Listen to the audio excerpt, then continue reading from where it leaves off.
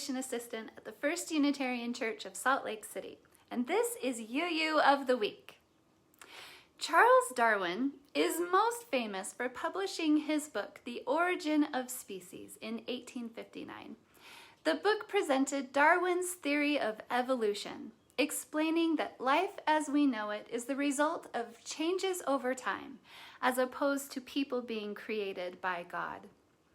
Darwin's faith is a hotly debated topic, since his theory of evolution has often been at odds with the Christian belief in creation. I found it interesting this week to learn that Darwin dabbled in Unitarianism throughout his life. He attended the Unitarian Church as a child with his mother, and then again with his wife later in his life. He was sent to study Anglican theology with the intent of becoming a clergyman. But the more he learned about nature and science, the further he moved toward agnosticism, which means questioning the nature and existence of God. Darwin switched from Anglican studies to medicine, but he did not find this area of study fulfilling either. Eventually, Darwin found himself on the HMS Beagle for 5 years. He was appointed to join the crew as a naturalist, collecting samples as the ship traveled around the world. In the beginning of the trip, his faith was described as orthodox, which means conforming to the rules in this case.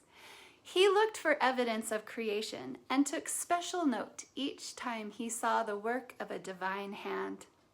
But by the time he returned to England, he had become very critical of the Bible as history and felt that all religions were equally valid. His studies of nature on the HMS Beagle inspired him to expand on the ideas of evolution which were first put forth into the world by his grandfather, Erasmus Darwin. Charles Darwin discussed his religious doubt and questioning spirit extensively with his Unitarian wife, Emma Darwin. The Unitarians at the time were dissenters, since they had a differing view from other Christians, believing in only one God, as opposed to the Trinity. But they were still a far more traditional church compared to the Unitarian Universalist faith we know today. So Darwin's faith journey away from the Anglicans and Unitarians in his family and towards science and naturalism, I think, poetically mirrors the UU Church's own journey from its Christian roots to the non-dogmatic home for a free and responsible search for truth and meaning that we enjoy today.